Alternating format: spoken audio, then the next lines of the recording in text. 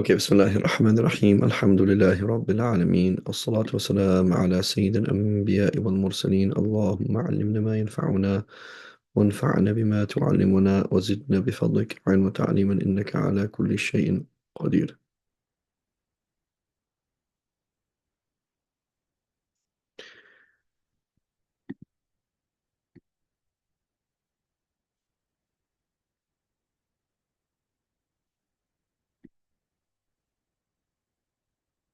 Okay, so we're talking about judges, and it says it is not permissible or valid in reality. It's not permissible here. La yajuz, it's not valid, right? To appoint a judge unless he has fulfilled 15 conditions. He's Muslim, he's reached puberty, he's sane, he's not a slave. So a mufti can be a female, can be a slave, doesn't matter. A hadith narrator could be a slave, could be a female, doesn't matter. But for a qadi, they have to be free and they have to be male. We mentioned last week, debate with the Hanafis and with Imam al-Tabari, that yes, a judge could be female for certain issues, and that's why you find in the Muslim world today certain female judges. And if that's the case, we accept that. But the default is not the case, right? And even upright. So again, this is what I saw in Jordan, and you'll see this in other places, I'm sure in Egypt and other places. You go to a Sharia court and there's a female judge and she doesn't wear hijab. You're like, how is this valid? So their logic would be she is upright in that thing, meaning that's either she has a ta'wil that is something strange, whatever, she doesn't believe in hijab or whatever strange like that, which is more problematic.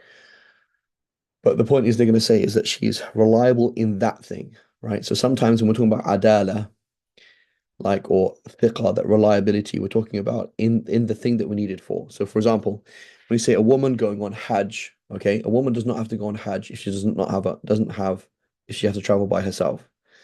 She may go on Hajj if she travels by herself, but she's not obliged to, right? So here's a woman, she could just go on a plane by herself and travel by herself and she would be safe. She's not obliged to, but she can do that, right? So you say, but she's obliged to if she has a mahram or if she has thiqat, has reliable women to travel with. So she's going to leave Azerbaijan. From Azerbaijan, she's going to go to Istanbul. From Istanbul, she's going to go to Jeddah, right? And she's traveling with a group of women. So we say that's fine. As long as those women are upright, they're thiqat, they're reliable. What they mean there is that they wouldn't do anything indecent in terms of her dignity, right? So, for example, they're not going to sell her to some guy, for example, or they themselves wouldn't do something inappropriate to her.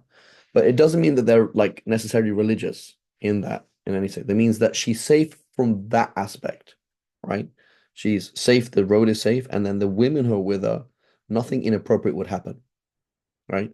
So, Allahu Alam, that would be their logic, right? Here's this female judge, and the logic is, yes, she doesn't wear hijab. How is she upright? Upright in that she doesn't believe in hijab, and presumably that's a valid position, or I don't know, or that in this respect she's trustworthy in her capacity as a judge, right? And that what she does in her personal things is irrelevant. And then it says knows these things, i.e., these things here, they are mujtahid mutlaq. That's what it means, right? They are a mujtahid mutlaq, right? Or a mujtahid muntasib, right? What's the difference? Mujtahid mutlaq, I have my own system and my own answers. Mujtahid muntasib, I'm following Imam Abu Hanifa's system, but my own answers, right? Like Ibn Khuzaymah, he's following the Shafi system, but he has his own answers, right? Ibn Mundhir, he has his own Imam Shafi system, but he has his own answers, right? So he's still Shafi'i, but on a different kind of level, right? So the point is, I know the Quran and Sunnah, I know the verses of halal, haram, I know different opinions on them, I know what's agreed upon, I know what does not agreed upon. I know everything I need to know to do ijtihad, right? That's what it means, right?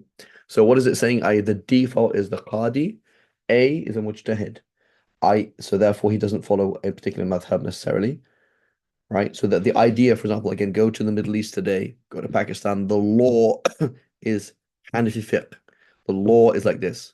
That's not the default. The default is You appoint a qadi and he judges as he sees fit, and that precedent is not binding.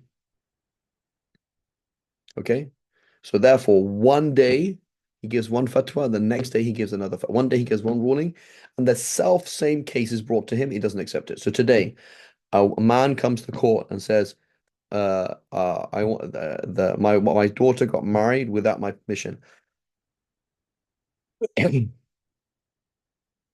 to somebody who's a suitable match. Okay, in the Hanafi school, the father can annul the marriage that his daughter did if he marries somebody who's not a suitable match. But if she marries somebody who is a suitable match, it's fine. So today he says the marriage is valid. Tomorrow he goes with the Jumhur and says she got married without a wali, it doesn't count. And the next day he flips and changes. Every 2 days he's researching more and more and more and more and more, and his opinion is changing day in, day out, day in, day out, day in, day out. That is valid, right? It is consistency is not necessary. Okay. Today he has this opinion, tomorrow the next opinion, and that's totally fine. Now, on a political level, that didn't work, right? And I want to read that to you. Okay, go ahead, Badr. Yeah, two questions. First of all, what are the two types of mujtahids you said? So there's various types of mujtahid. So we can say mujtahid mutlaq, right? Yeah. That's where you got to get the McDonald's t-shirt, and it says McDonald's. You know, you wear the t-shirt and it says mujtahid mutlaq on it, right? It's a joke. No, Um, I think it went over my head. okay. Like people have the kind of t-shirt, like this is McDonald's. Like, yeah, mujtahid mutlaq. Okay, great. Anyway, so mujtahid mutlaq. So that's like I have my own system and my own answers, like Imam Shafi. Okay. Then you have mujtahid muntasib from the word nisbah, right? He's mansub with the scene. He's mansub to Imam Shafi, and that he follows Imam Shafi's system. He has his own conclusions. Okay. Then we have mujtahid madhab, right? Mujtahid madhab is I know the Shafi school inside out and back to front, and I am able to build huge fundamental discussions and qualifications based on this. Like I can take Imam Shafi's works and explain it to you because I know the whole system, and I can extrapolate this to huge new scenarios. Like I can write the book of maritime law for you according to Shafi fiqh. So a normal mufti can't do that because there's jumps, leaps, and bounds that he really can't do because it's too far, right? Whereas the mujtahid madhab can do that. Like I know the Shafi school inside out, back to front, and I can qualify Imam Shafi's words, extrapolate from Imam Shafi's words, and work like that. But my sphere is the Shafi school. I'm treating the Shafi school as my basis, and I'm making huge, significant jump on that. Okay. Whereas someone like myself, I'm not on that level at all. I'm going to say, well, it says this. It has to be basically exactly the same for me to come up with the conclusion. Otherwise, I say, I don't know. Right. But that's a huge thing, right? That's called mujtahid madhab. That's a huge thing. And they, in the Arabic, in the Shafi school, they're called the ashab al-wujuh, right? The people of opinions, right? Um, so but their extrapolation is very big, right? And it's not small at all. So Okay. that's Mhm. called mujtahid madhab. Okay. He's working within the madhab. Okay. Yes, yeah. And then we have mujtahid tarjih, right? Like Imam Nawawi. I'm not doing any of that stuff. Okay. I am not doing independent ijtihad in principle. I am I'm not working with Imam Shafi's framework and applying directly to the Quran and Sunnah, nor am I making huge extrapolations and qualifications. What I'm doing is I'm looking at the whole school and looking at all the debates and I'm weighing them up. So this person, like someone like Imam Nawawi, like Imam Ghazali, like Imam Rafi'i, is a giant. He's an amazing person because he knows basically every single book in the Shafi school, every single thing he says, when they are contradicting or when they're qualifying, right? So when one booker says this, the other person says that. He says no, he was qualifying what he was saying. He wasn't going against him, or was he going against him, right? And you're tidying up the whole thing. You're saying the correct position is this. right? So what Imam Nawawi will say is, number one, like organize the whole discussion. Is this actually a debate or not? Or is this talking about two different discussions? Put it all together, organize it, and weigh it all up, right? So you have to do a ridiculous amount of research to do that. But essentially, you are working within one box. You're not going outside the box of the Shafi school. You're not doing that. Okay, so your job is merely to weigh up opinions, not to extrapolate, right? Just to weigh up the opinions. It's already done for you, and you should weigh it up. But it's extremely hard to gather it all together and put it in one thing. But does that make sense? That's called Yeah, you said. madhab. Wait, you said mujtahid madhab or mujtahid tarjih? Sorry, mujtahid tarjih, right? Okay, yeah, yeah. Yeah. And then beneath that you have beneath that you then have things like a nudhar. Nudhar, it's from the word nadhara, to look into things. It's not really a category per se, but it's like basically these are kind of big people of the later period, right? And so the first person, let's go back, mujtahid mutlaq. I have my own interpretive tool set. It is not Imam Malik's tool set, nor is it Imam Abu Hanifa's tool set. It is my own, right? He's mustaqil, right? And he has his own answers. And then we have mujtahid muntasib. I'm using your toolkit, but I have my own answers, right? And that's what many Salafis would say. I'm Shafi or I'm Hanbali. Like meaning what? Yeah, I'm using like what they'll do is they take the Shafi usul, make it the only valid usul, okay? Or take it, simplify it, and make it the only valid usul, and then do ijtihad, and then say my answer is Imam Shafi's answer. Does that make sense? That one is the mujtahid madhab. Then that's just this that last one is someone confused. That's what it is. So what Okay. they come along, and I say, for example, Imam Shafi, I say all the complex system that Imam Shafi says basically is like this: Sahih hadiths, and that's about it. Okay, so great. I summarize Imam Shafi's usul into one sentence: Sahih hadith. Okay, and then I take a Sahih hadith that I think is Sahih, interpret as I see it fit, and then I say this is the Deen, and it is the Shafi school, Yeah. which is pretty stupid. Because obviously, I mean, there's major problems with that. So then, but the comparison, someone like Imam Muzani disagrees with Imam Shafi, but he's working within the same system. Yeah, Ibn Khuzaymah, Ibn Munzir, Ibn Jarir al-Tabari, Muhammad al-Nasr al-Marwazi. These scholars, they have their own conclusions. They know, but they're working within the same framework, right? So you can still hold them to something. You can still say, "Hey, you made a mistake here," because your framework does not come to this conclusion, or nobody else in your framework came to that conclusion. So you can hold them to something, right? The issue with the Salafis, you can't hold him to anything because he doesn't actually have a system. He's not Shafi'i, such that you could say, "Oh, you didn't fulfill the system properly, or you didn't get the answer right." But he's kind of like it's like it's like somebody who's saying, "I'm the best," and they have no system or criterion. What is the best, right? Like, what is your criterion for defining the Sunnah? They don't. You have something, or they see they don't understand the subtleties. So it's so obviously obvious. It's so obviously simple for them that the question is ridiculous. So they don't even know how to talk about it because it's like, what's this, right? It's like in England, we just Yeah. drive on the right side of the road, and it's like, well, the right side of the road is the right side of the road, right? I mean, oh, but then that's the left side of the road, don't you? Oh yeah. So like, no, we just drive on the we just drive on the correct side of the road, which is the left. That is the correct one. So this English person is so blind that they can't imagine why you would ever drive on the other side of the road because that's how they've driven. They can't see the pros and cons of any other system, and so it just looks ridiculous and dangerous than what they do in the rest outside of England.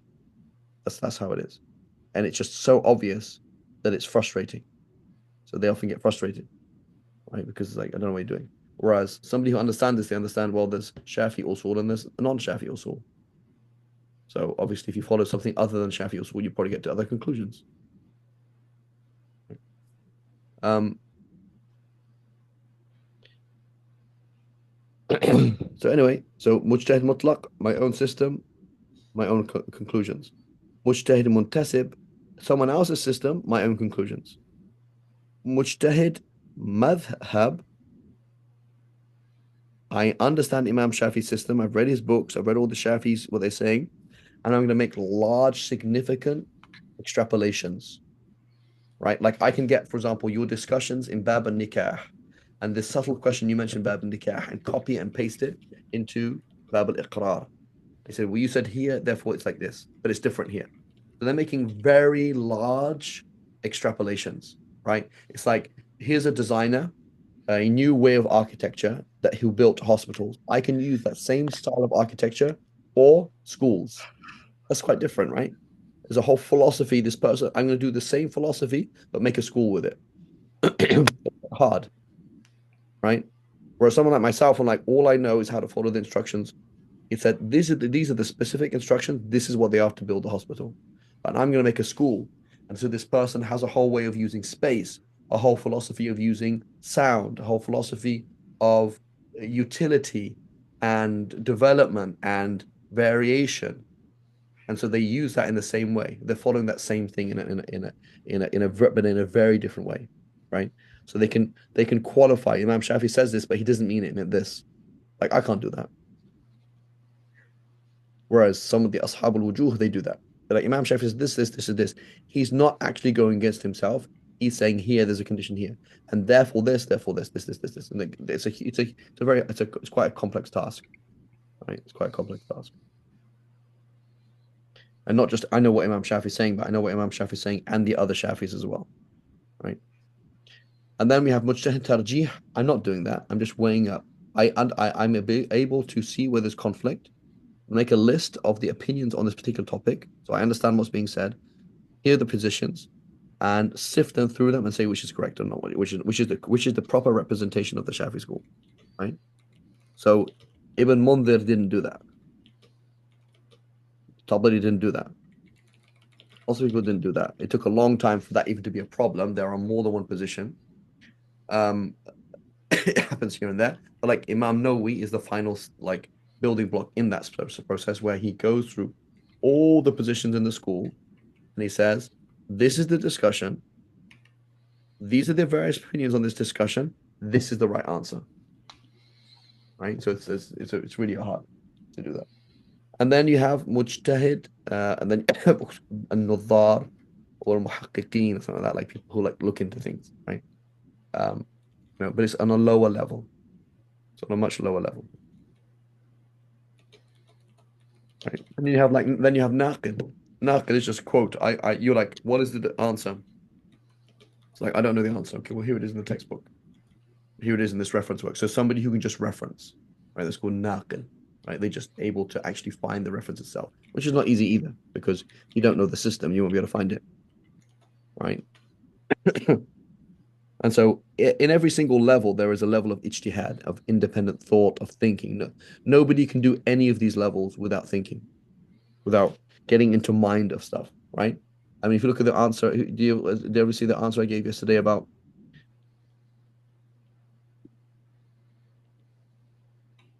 did you give the answer I gave on, or is it?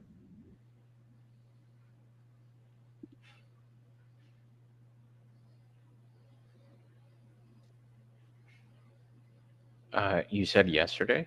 Yesterday on the Q&A. Remember that the Q&A answered this question here about alcohol. Where was it?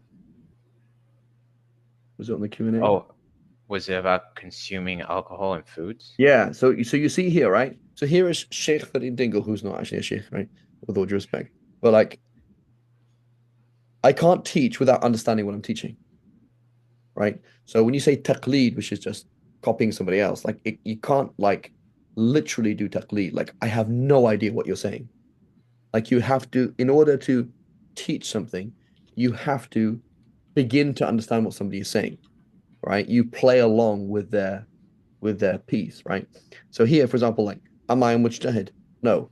Okay, but can you like if you that question like there was what is the difference between the Shafis and the Shafis, Malikis, Hanbalis versus the Hanafis? Like there's a problem here, that there's discussion here, like there's some appreciation. So the idea that people just stopped thinking, like Imam Shafi came along and then they just stopped thinking and they just copied and pasted, like that's impossible.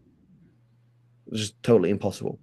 So what I'm trying to say, in every level of taqlid, there is some level of ijtihad, right? And in every level of ijtihad, there is some level of taqlid. Is Imam Shafi purely thinking from his own mind, or is he significantly affected by Imam Malik and scholars, etc.? He's significantly affected. Is Imam Malik a gatherer of fatwa, right? Is he like Imam Nawawi to the Shafi school, or is he a mujtahid mutlaq, right? Like he's there sitting in Medina, he gathers the fatwa of Medina, right? And he answers questions. Okay, like, is that a gatherer and an editor, or is he an independent thinker? Well, both, right? He's not really thinking totally independently because he's relying on the Medinan scholars. Imam Abu Hanifa, half of Imam Abu Hanifa's fatwa are the fatwa of Ibrahim al-Nakhai and other people of the Kufans. So every level of ijtihad has a level of taqlid in it, and every level of taqlid has a level of ijtihad in it. It's not binary. It's not like you think or you don't think. You are the big cheese or you're nothing. Like it's not like that. So, but it's just to what extent it kind of gets watered down, right? To lower and lower and lower, based on where you are in that whole system.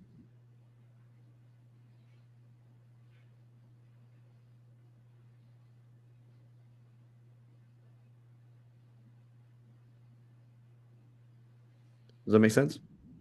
Yes, that makes sense. The second question I had was who determines these like G through K for someone who is appointed a judge? Like who says that this person knows the rulings of the Quran and Or Sunnah? who judges that that person counts as a mujtahid Yeah, mutlaq? like who So I judges mean, the so somebody claims it, right? Somebody comes along and say, ijtihad. So, okay, explain this. So they can test them. You know? So, but generally, it's going to be peer review, right? This person is a mujtahid or is not. so it's other mujtahideen. Yeah, other scholars. Okay. So the government could usually rely on other scholars, right? Hmm. Just like you say, does this person know the Shafi school or not? So, well, I'm going to ask other Shafis, does he know the Shafi school or not, right? Is this person independently capable of categorizing a hadith as sahih or da'if? And other people ask other people. Yeah, this guy doesn't know what he's talking about. What he does. Tajweed. Does he have ijaza? Does he have this?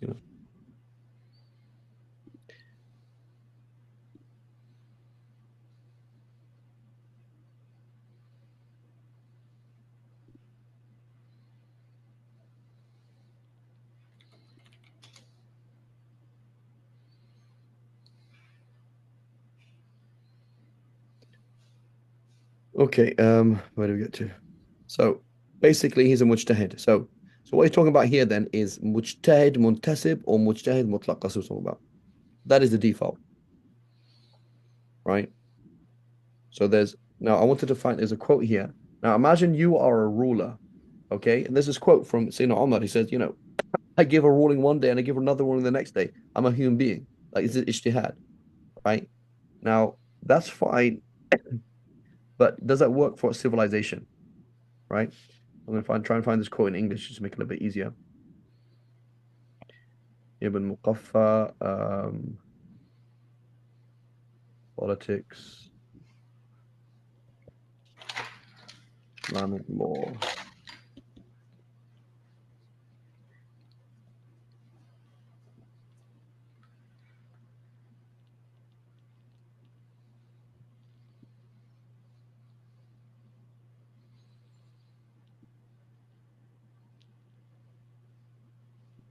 Um,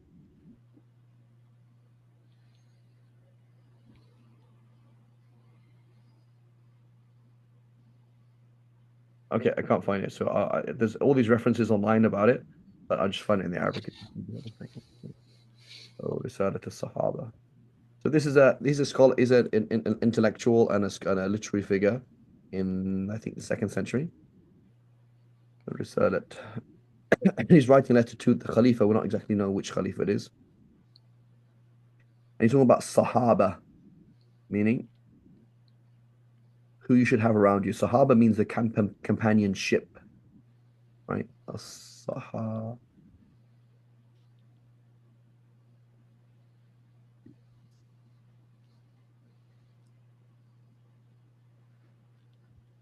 Let me find this on Risal Sahaba. Shamila.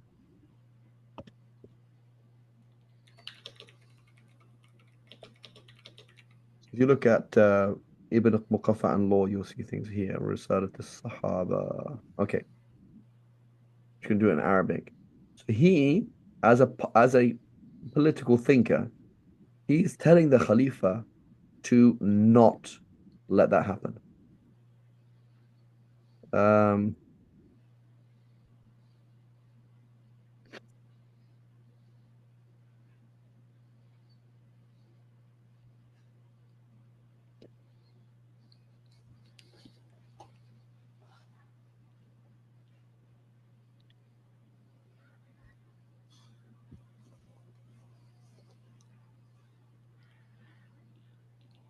um, he's mentioning various different political things.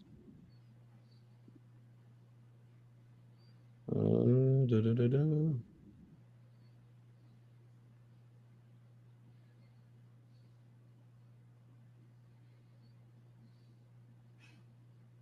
He's just generally telling him how to run the country. Um,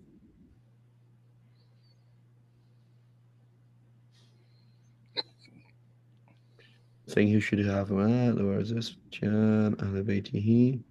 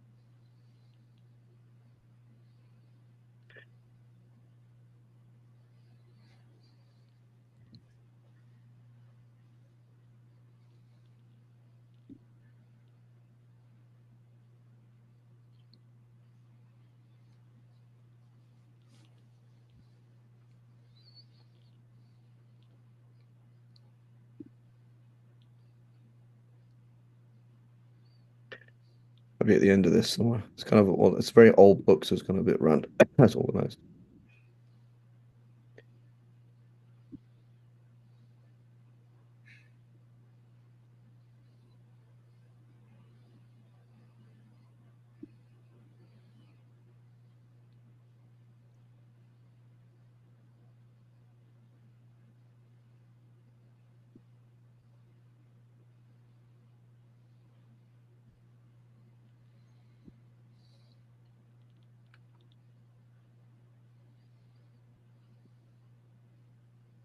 Find it. Yeah.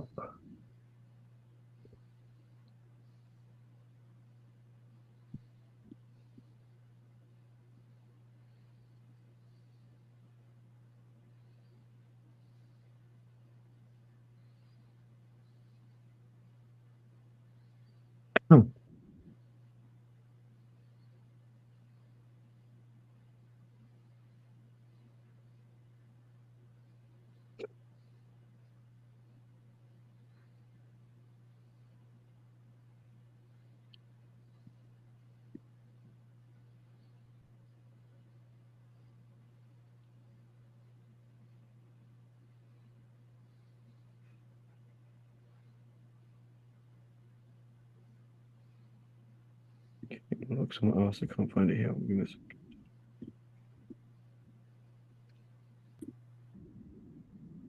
So I'll repeat that for some listening to the recording. Following ijtihad, following the one of studying the one of the form of madhahib does not mean doing taqlid. Studying the form of madhahib means at-tafaqquh. It means learning how to do fiqh. So somebody who says, "No, I'm just going to follow Quran and Sunnah," you need to know variants. You need to know what the madhahib are. You need to learn how to do fiqh. So you say, "I don't want to do taqlid. I don't believe in taqlid either. I think taqlid's dumb. But you can only get into the way of not doing taqlid through understanding Shafi school, through understanding the Maliki school, through understanding these things. If you can't sit down and explain Minhaj al-Talibin, obviously you're not a mujtahid. If you can't sit down and explain Mukhtasar al-Khalil and explain why, then obviously not a mujtahid, because you don't know the ikhtilaf, do you? If you can't sit down and explain the Hidayah of Marghinani, this key textbook in Hanafi fiqh, and be like, yeah, there's this argument for here and this argument for there, then you're not a mujtahid, simple. Right? So studying the four madhahib and mastering them is your step to do ijtihad. So, but if we know, like as laymen, yani our stance is, for example, we want to just do taqlid. But the point is, we're walking in the Yani, same direction. It's like I'm yeah, going to London and you're going to New York. Yeah, we both get on the same plane. You stop off on night in New York, and I go on to London. And you're like, no, yeah, no, I'm going to London. It's like, yeah, it's the yeah. flight goes from San Francisco to New York and New York to London. It's like, no, no, no, I just go to London. It's like, Habibi, it's the same road. You're like, no, no, Yeah. I'm going to London. It's like, One stops at Fard Ain Boulevard, the other goes on to Fard exactly, Kifaya. exactly. So Yeah. our goal is the same goal. Inshallah ta'ala, we'll all be mujtahid mutlaqs, right? Next week, we'll sit here and have a cup of chai. We were saying by next week, inshallah. But if we don't make it, it's the same it's the same route. It's a different destination though. So it's the same thing. Like, in order to become a mujtahid mutlaq, what would I do right now? I would study Shafi fiqh, master it, then study Maliki fiqh, master it, then study Hanafi fiqh, master it, then study Hanbali fiqh, master it. And in that process, you will be exposed to basically all of the proofs. In that process, you will get this tafaqquh and you'll be an interesting person. And if you fail, what did you become? Oh, Maliki Mufti. That's not failure, is it? You're still useful. So this is why this is why this, like, leaving the form of dhahib is haqqun urida bihi batil. Right? It's true. Right? Here it says in the text, you cannot be a Shafi, cannot be a, in the Shafi fiqh text, it says you have to be a mujtahid in order to do, you can't, the Shafi fiqh text says you can't be Shafi if you're to be a qadi. Like, that's what it says. The Shafi fiqh text is saying you have to do ijtihad in order to be a qadi. So now I'm going to put the Shafi fiqh text down, throw it away, and go and read the Sahih Bukhari. No. What it means is finish this book, finish the next book, finish the next book, then go on to the Hanafis, go on to the Malikis, go on to the Hanbalis. You have this super amazing system in your mind, and you're starting to click things, and it goes, and then you've cracked stuff, and at each and every stage you're useful to yourself or to other people, as opposed to, oh, I didn't even do Bukhari. I did Bulugh al-Maram, which mentions most hadith do the halal haram, and I hear him giving fatwa, and he's just how is just stupid, right? So you are, for example, here's the hadith. Naha Rasulullah sallallahu and bay al-gharar. Prophet forbade vague contracts. Now you have someone like Sheikh Sadiq, for example. I asked him this question. I said, Sheikh Sadiq, I said, coconut shy. Right? You know what coconut shy is? Like, you go to this, there's a fair, and you go up and you pay $1 in order to get, or $2 in order to get 10 throws at this coconut. If you hit it, you get to keep the coconut. If you miss, you don't get the coconut. Is that bay al-gharar or not? Like, is that selling with an unclear thing or not? Right? So we have two people. Mr. Dummy, who picks up the hadith and says, well, the Prophet forbade throwing things to buy them. And here you're trying to buy something by throwing at it. That's haram. Here we have Sheikh Sadiq. Sheikh Sadiq has in his head 50,000 examples in the Maliki school where they dealt with the complexity of vagueness in contracts. There's this scenario and this scenario and this scenario and this scenario. Lots and lots of precedent. And he's like, no, it's fine because the cost of it, the maqsood of it is that I play a game. The whole point is a game. And the tabi', the secondary thing is whether you get the coconut or not. That's not, I'm not literally buying a coconut in that way. It's just a game. It's a fair, right? So I paid for the fun, right? And the secondary thing is the coconut. And it's totally fine. And there are examples of that, like this, like this, like this, like this. Who says it's fine, right? So what did Sheikh Sadiq do is he learned how to do the fiqh of that hadith. What did you learn? You learned nothing. You didn't learn anything, right? And so now let's go beyond Sheikh Sadiq scenario. I have Sheikh Sadiq times 4 or to the power of 4. I'm now Sheikh Sadiq in the Shafi school and in the Maliki school and in the Hanbali school and the Hanafi school. And now I have all these matrices in my head, these complex systems and discussions, and I have a lot in my head and I'm useful. And now when I'm reading the hadith, I see lots of different things as opposed to someone who doesn't see anything. They just see what the first thing came to their head was, right? There's nothing complex in their head. They don't have fiqh fi deen, right? Because they didn't take fiqh from people of fiqh. And so they're just like a fool. So again, so learning the form of madhahib is your means to ijtihad. It is the straightest road to ijtihad. Because the graduating from a madhab makes you a mujtahid. And so the people who do not graduate from the madhahib, you're just like nothing. You're just like Street Fighter, right? You're a little kid who just starts street fighting. As opposed to I've done Jeet Kune Do, I've done jiu-jitsu, judo, karate, taekwondo, this, and now I have my own martial art. Okay, makes sense. But you're a graduate as opposed to you coming from nowhere. Right? All you've just done is got into fights in bars, that's all. Right? And managed to not die so far.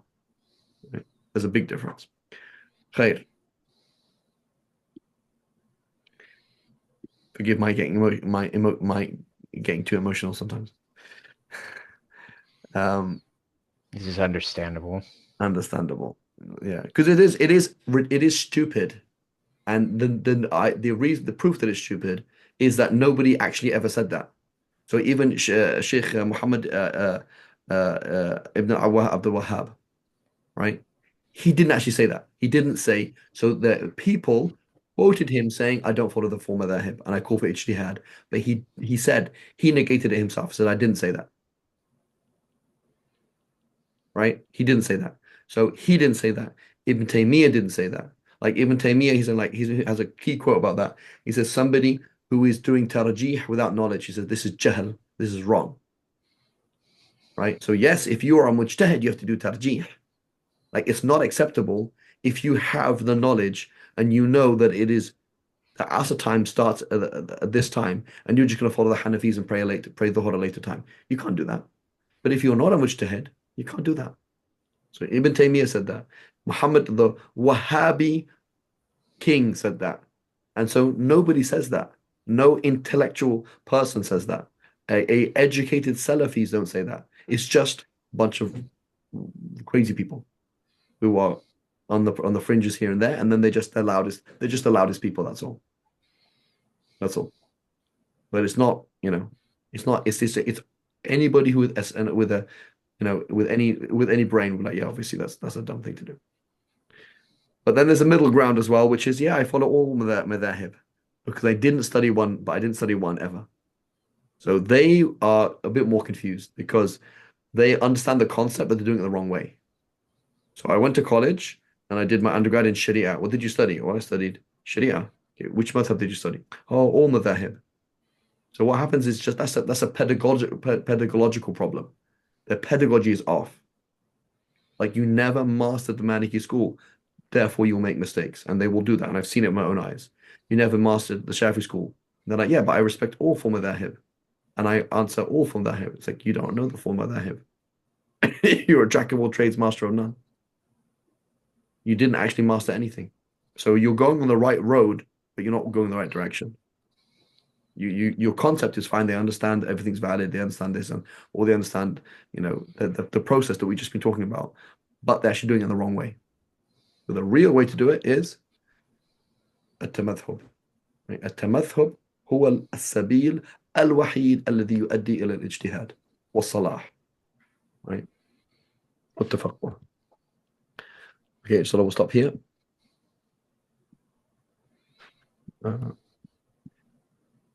My computer is freezing, I believe. Let's see. وصلى الله على سيدنا محمد وعلى آله وصحبه وسلم. سبحان الله وبحمدك أشهد أن لا إله إلا أنت نستغفرك ونتوب إليك.